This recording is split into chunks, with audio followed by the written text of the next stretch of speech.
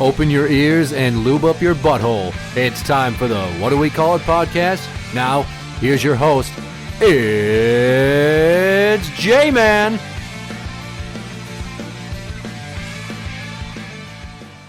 Welcome to the What Do We Call It podcast. I'm Jmann. And I'm number one fan, Tim. Let's talk about everybody's favorite topic right now, okay? Yay. The guy that got killed by Minneapolis PD, George Floyd. Floyd. That's what I was going to say. Flynn. It's Floyd. If you've been living under a rock, I don't know how anybody in this age hasn't heard about this shit. There was a man who tried to allegedly forge a check at a small grocery store, and the cops went to confront him, and it led to them handcuffing him, and then he was on the ground next to a vehicle. And as far as you could tell from the video that was released from somebody's phone, there was a white cop kneeling on his neck and his shoulder blades to hold him down, and an Asian cop standing there looking like a fucking thug, trying to tell the onlookers to shut the fuck up. Yep. And then the next day, out came another cell phone video from across the street.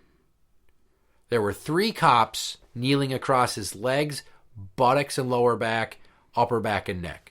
And the reason this is problematic is because the guy kept saying, "Can you please take your knee off my neck? I can't breathe. Please, I can't breathe. I can't breathe." This didn't go on for 30 seconds. It didn't even go on for 2 or 3 minutes. It went on for 9 fucking minutes. And then he passed out, and they called an ambulance, and he died. Yeah, the video that I saw was taken from the side of the car where you could only see the 2 cops. Right. And the part where he was saying, actually politely and more or less begging, was about 2.5 minutes before he goes unresponsive. Now that minute, I think that video was either 7 or 9 minutes long. The rest of the time, everyone's saying he's not breathing, he's unresponsive. Get out, you check him. And the one Asian cop doesn't even look at him, just like, he's fine. The one kneeling on his neck, not like, he's not moving all of a sudden. What the fuck? He's not concerned. His hands are in his pockets. He's cool as a cucumber, like, fuck this guy. And here's the funny thing that I don't get. At no point is it explained yet why they needed to hold him down for so long. He wasn't combative, and they've released subsequent videos of security cameras that showed him being pushed up against a wall and handcuffed. He was a large man, yes, but he was not He was a large man, but combative. it didn't And they seem said like he was resisting arrest. I haven't seen any video where I see anything that's actually resisting arrest. I heard he struggled when they tried to put him in a cop car. But he was already handcuffed at that point. So is it really resisting? Or is it just being a pain in the ass? He was drunk. They've said that he was drunk. Well, even still. Here's the thing. Every bullshit cop that knows that he's being watched and he's arresting somebody and it's going to go sideways will start saying, "Stop resisting. Stop resisting." Yeah, I've actually seen that in some of those videos. It's fucking ridiculous. I said, "Bullshit! You got to be kidding me." Yeah, no, it is. What happened was, it was bullshit. Those cops should have, as soon as he was handcuffed and on the ground, if you're worried about him trying to struggle, can't you handcuff their legs? They don't really have ankle cuffs, but you could have tased him. You could have had somebody kneel on his legs and his butt and the middle of his back and just tased him in the foot and said, "We need to get you up. Are you going to fight us or am I going to keep zapping you?" And you dry tase him. You don't shoot it. You take the cartridge off and there's still that bzz, bzz, bzz, bzz, dry connect. But it's not enough to hurt people that are touching the victim. Well, it sucks worse when you get it that way, when you get dry tased, than if you get shot with it, because they can hold that clicker down and just keep zapping you. It's supposed to shut off after 5 seconds. That's when they say you're taking the ride. It's the 5-second ride. Okay. They pull the trigger, it shoots the prongs, the 2 contacts hook into you get the zap, you go down. Yep, seen that. And I'm kind of against that too, because I've seen so many people get tased from an upright position, and then they fall and hit their head. Yeah. Which can kill you. Yep, a 3-foot fall and a hit to the head can actually kill you. So the problem here is that people are like, well, you pepper spray them, then tase them. You can't do that, because the liquid, they say, might serve as a conductor. So they won't do them in Congress. And some people, if they're high on drugs or whatever, the pepper spray doesn't affect them, does it? Yeah. So now, obviously, everybody's losing their shit over this. Everybody's calling it murder. I'm going to address that. Everybody's questioning the tactics. I'm going to address that. And I just have to say this. It came out, everyone's like, you can't kneel on necks. So the tactic he used, everyone's like, you can't do that. I can tell you this, from when I was in cop school, you don't kneel on somebody's neck. You can fucking put your knee across one of their shoulders in between their shoulder blades to hold them down. Mm-hmm. But not on their neck, though. His fucking hands are in his pockets, and he's kneeling on his neck just sitting there. Like, why are you sitting there? Why aren't you doing anything? It shouldn't take 10 minutes for 4 cops to get one guy into a squad car. For fuck's sakes, sit him up and put his back against the car. And as people have said, Minneapolis Mayor Jacob Frey, he's like, this wasn't a split-second decision where somebody erred in judgment and shot somebody. You know, I'm sure he's probably thinking of when Philando Castile got shot by Officer Yanez. Or I forget the name of the other cop. Mohammed Noor. That shot that Australian lady. Justine Damond. When she walked up and tapped in the back of the car, he got scared and he drew out his gun and shot in front of the face of his fucking partner and killed her. Mm-hmm. Yeah. So this isn't like that at all. You had every opportunity to stop what you're doing. The other cops, I don't know what the deal is that they didn't say anything to this cop. It came out today that George Floyd and that cop, Derek Chauvin, both worked together at the same club for years. Chauvin worked off-duty security for 17 years at this El Nuevo Rodeo Club. Right? Well, it was open. He was outside at the door, and Mr. Floyd worked inside security. So they didn't really cross paths too much, but they might have known each other. Who knows? I'm sure you would know if he would recognize him. I'm sure you would. Yeah, no, you'd probably recognize him. And like one of my coworkers used to do security, and he's like, you know, outdoor, indoor. You know who's on the security team. Yeah. Another point here: the cop that was kneeling on his neck, and the Asian cop that was standing there like mean mugging everybody for crowd control. They've each had a number of complaints against them. The guy that kneeled on his neck has had like 10 or more excessive force complaints against him. Yep. He's been involved in more than one officer-involved shooting in the past, 2 or 3, I think. So he's not a fucking angel by any measure. Well, one of those shootings, I just want to point out, it was justified. Yes. Because he not trying to throw him under the bus. Yeah, he shot a person who had already stabbed a few people, and this person was already trying to attack police that showed up on scene, and he shot that person. That's justified. The other 2 that I read about don't seem so justified. So the cops got fired. The next day, they got fired. So then they start examining the tactics of whether it was proper protocol. And, you know, Mayor Frey, he's not a cop. He doesn't know policing from a hole in the ground. He's an instigator from what it sounds like. And the chief, Arredondo, kind of danced around the topic when he was questioned. Somebody's like, is that a move you trained them to do? And his answer was kind of like boilerplate avoidance. They shouldn't have knelt on his neck like that because they had ample opportunity to control him other ways. Well, I have heard that move is in the Minneapolis PD training handbook. Not anymore. I can't fact check that, but if it is in there, you're right. It won't be anymore. I don't get why you would feel the need to have your knee on someone's neck, because no one is going to wrestle you off of them with their head alone. It's their upper body strength. And if they're cuffed behind their back, they can't push up off the ground, and they could try to, like, fucking fish out of water, rock on you, but if your knee is across their upper back on their shoulder blades, you've got control of their strongest part of their upper body. They're not going to fucking get up and run on you. So that was unnecessary. Exactly. The next part about this is everyone's like, it's murder, it's murder, it's murder, charge him with murder. No. In my opinion, thinking from a legal standpoint and seeing all these cases over the years, I'm going to consider myself an armchair expert at this shit. That is not murder, because murder needs premeditation. Yep. I doubt they said, we're going to kneel on this guy's neck until he fucking stops breathing. Negligence? Yes. Excessive force? Absolutely. Yes. Worst case scenario, they're going to get dinged with second-degree manslaughter. And back to the part where they all got fired like that, where Jacob Frey fired them. I don't know if that's going to ride because you got the police union. However, there are police unions that would be like, yeah, you're fucked on this one. There's no point in us committing all these resources to defending you. It's clear as day that you did something you shouldn't have done. Yeah. You ignored this man's pleas for help. Even though, I'm telling you right now, 3 out of 5 people that get arrested at some point while being arrested will panic or try to bullshit their way out and say, I can't breathe. I can't breathe. Oh, I'm having chest pains. That's why you don't take that shit seriously as a cop, because too many people have cried wolf, and unfortunately, you should take everyone serious. You can't have this, sorry, but you bullshitted your way through this too many fucking Well, it's times. like what I said at the beginning. Like, at some point, they had to realize he's not responsive, or they did have him handcuffed, and there's 2 other officers there. At that point, get off his neck. Or if he stops talking, be like, he hasn't said anything, Yeah, check. Well, right. But as you said, he had his hands in his pocket. He was doing shit. And what were they waiting for? Yeah.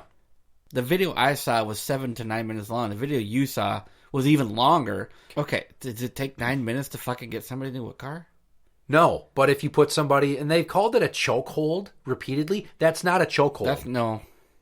They're Chokehold restraining is him. You're behind pulling. Well, in you're the front. using your arms to cut off their airflow. He Or wasn't like intentionally trying to cut off the blood flow or airflow. So it's not a chokehold. It's just like years ago I saw some guy in the NFL pull off this just unbelievably violent tackle. He ran up on the guy who had the ball, swung him around, and jacked him up over his head and dumped him on his neck. And the announcer's like, oh, that incredible pile driver. That was too much. And I went, you stupid motherfucker, that's not a pile driver. That's a German suplex. Don't build up the hyperbole machine by using incorrect nomenclature.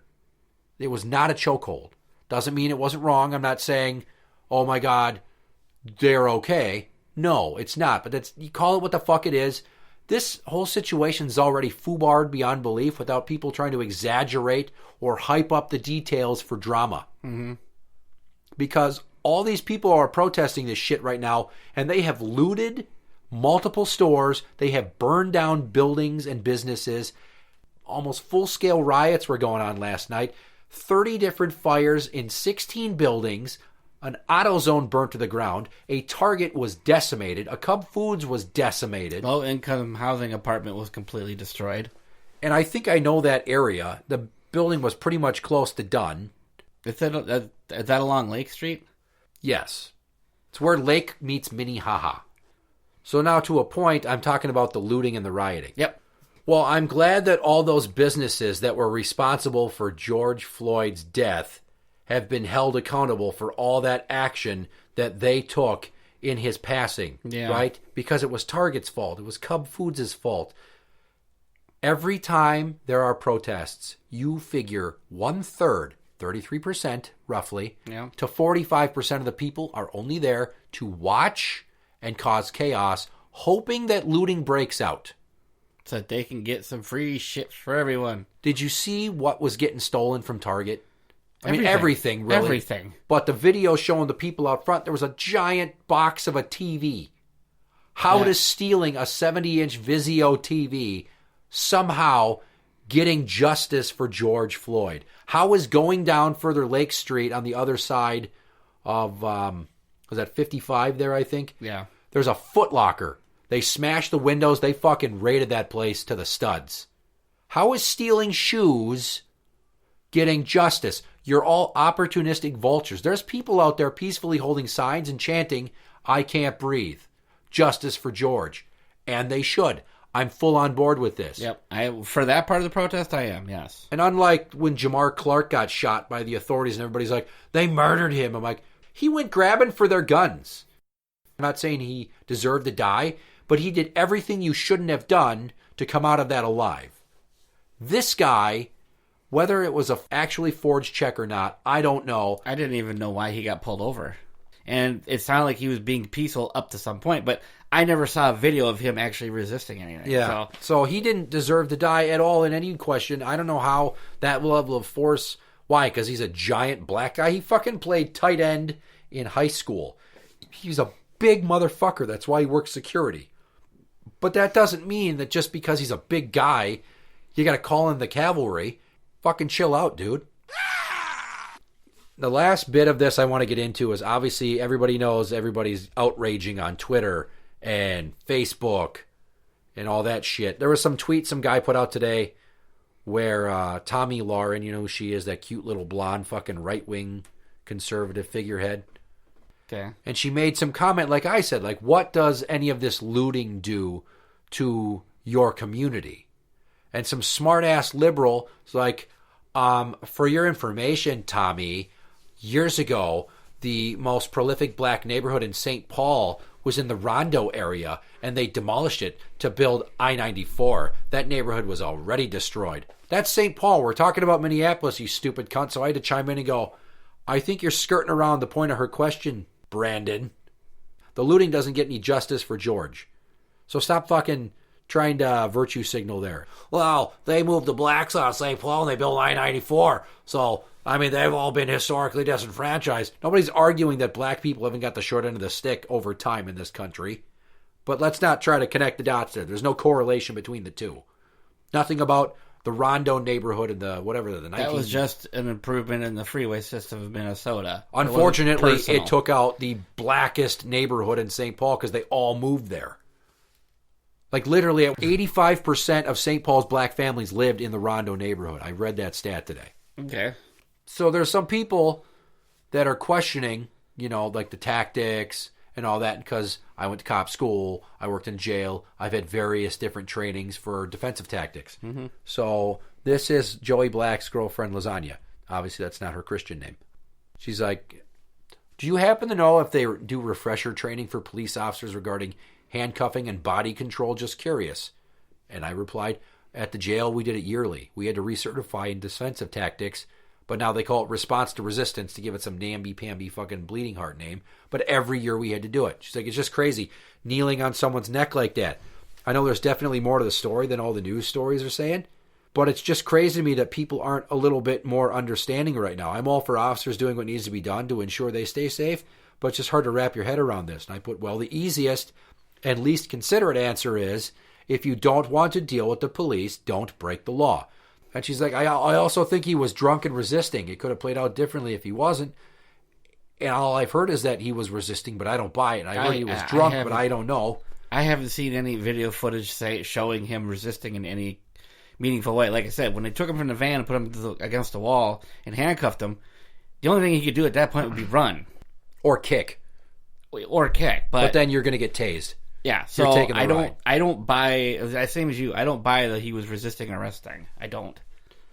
So then she mentions, you know, resisting, and she's like, I'm just glad they're having an outside agency investigate. That's when the FBI came in and fucking dealt with this, and thank God that they did, because MPD, you can't fucking trust them. But I just said, keep in mind there's two types of resistance. And I don't mean real and fake, haha. I mean active and passive. Was he flailing? No. Or was he just drunk and confused? Probably, but we'll never know, because the race is the party involved. That's all we've been bred to hone in on. Right out of the gate, what were they saying? A black man in Minneapolis was killed by police, and the officer was white. It's the first fucking thing they said. It's funny, because when something like this happens, the first thing they do is mention the race of the parties involved. But when somebody's running around college campus robbing people, they say, well, it's a male in his 30s wearing a red t-shirt. They don't mention race at all. Because they're trying to be sensitive. And now the U of M has severed ties with MPD over this. They will not have them watch over Gopher football and sports games. They're going to use somebody else. We'll see if that lasts. But the last bit I want to cover is my good friend Joey Black. Love him like a brother. So he puts this thing on Facebook saying that he's getting pissed of people saying that this could have been avoided, that if you don't want to get arrested and die in police custody, don't break the law. He's like, that's insensitive and idiotic. Here's my reply to that, because I'm like, I'm not even going to fucking get involved in this, because the second I try to be the voice of reason, 5 or 6 liberal friends of his are going to jump on my ass. Yep, and I don't want to get baited into this shit. The wound's still fresh. And I just want to say, okay, yes, the people that are saying if you don't break the law, you won't deal with the cops. It's like my boss would say, if you don't like it in jail, don't break the law. The statement that if you don't break the law, you won't have to deal with the cops is both true and untrue, right? Mm-hmm. Because true at its most simple of layers, but untrue because police go after people they think are committing crimes all the fucking time. And then you find out later, oh, that was bullshit, or how many times do they plant evidence on people? It happens. There's fucking crooked cops everywhere. Yeah. However, the group of people saying this are in two camps. Insensitive dicks who think in terms that oversimplify what transpired. Camp 2 is those who are simply being logical by saying this and simplifying the event because it's too complicated for them to process. You can't get mad at people for saying that. It's common sense. It's a logical proof. I took logic in college, so I wouldn't have to take math. We did proofs. If this is that, then that is this. If you don't want to get ass raped in prison, don't go to prison. Yep. If you don't want to get shot in the face on foreign soil, don't join the military. So the whole thing's tragic. It sucks. I hope they nail this cop to a cross. They found out where he lives somehow. So they're up fucking protesting in front of his house, and now they got security there. I feel bad for this guy's family. If he has children, they're traumatized for life now. I feel bad for his wife because, I mean, this is going to end two ways. He goes to prison for manslaughter, or he kills himself. I mean, if he goes to prison, he'll get killed in prison. He's not going to survive. You can't spend a whole 15 to 20 year sentence in administrative segregation. You just fucking can't. You can't be in protective custody for decades. It don't work that way. Or he's just going to say, fuck this, and then peace out, go on his own terms. It's the noblest thing to do. I know that sounds really fucking weird for me to put it that way. In this situation, I could see it being better than him spending time in jail. You know, if you are a sex offender, just kill yourself. Just kill yourself. I think we should just kill them. I agree, but if you get into prison, hang yourself immediately. Because you are going to get treated the way you deserve. Just fucking kill yourself. Take the easy way out. And then everybody's happy because you're not breathing anymore. And you're saving taxpayer dollars. This guy is going to be a long trial. And people aren't going to sit around waiting for justice. They want instant justice. So if he just kills himself now, I mean, feel terrible for his family, but I mean, really, 1 for 1. I don't think it's going to be a long trial. It's going to be a short trial, and the jury's going to deliberate for about 5 minutes. It won't be a short trial. It will not. It wasn't for Philando Castile, and it seemed open and shut that Officer Yanez should not have shot him. We did episodes on that shit, and I'm like, there's no way he couldn't have just backed away if he thought there was something and then kept his gun up. He didn't have to shoot him. But in this instance, they're going to go over every fine detail. The cops are going to fucking turn on each other. If the union does actually represent some of them, then they have to represent all of them. They could say, sorry, we're not going to spend all these dollars of union money to go the full 9 for you. But the 2 that were on the legs and the lower back could say, we told him to stop and he wouldn't. Or they could say, he's a senior officer, we knew we were intimidated. They're going to fucking try to save their own skin. Yeah, they'll throw him under the bus. But And they're not going to charge murder against all 4 of them. Or manslaughter. It'll only be the guy on the neck. And it won't be the Asian cop. He's just standing there. It'll be like something about neglect, failure to act. Yeah. He'll never be a cop again. Never. The other 2 that were on the legs and the lower back, maybe, but good luck. I doubt it. And this guy, like I said, he's either going to end up in prison or dead. So we don't have to worry about him getting a badge again. So yes, if you're going to protest, keep it peaceful. Don't burn, don't steal. Because 2 wrongs don't make a right. You're not getting any justice for him by doing that. You're only hurting other innocent people, i.e. shop owners. And in that corridor of businesses on Lake, many of them are immigrant shop owners. Yeah. So leave it be. Go to the precinct. Don't throw rocks and bottles at cops. Stand there and scream about it. This shit's going to get handled. I think this will be the first, like a landmark case. I know we've had tons of other cases. This one is so fucking open and shut clean in my mind. Yeah. And they know that if they don't charge him with manslaughter, the city's going to fucking eat itself alive. And it's not just going to be Minneapolis, St. Paul. Everybody will go nuts. So you have to do the right thing. Convict the cop on the neck, Derek Chauvin, of manslaughter. Lock him up, throw away the key. The other ones, they should have done something they didn't. You just won't be cops ever again. Maybe a lesser charge. I was seeing something on Facebook that the police chief of Minneapolis is stating that they don't believe the people who incited the rioting and the looting. They don't believe those are people from Minnesota. People do come here to be opportunistic. Yeah, they come from out of town to steal, but you never know.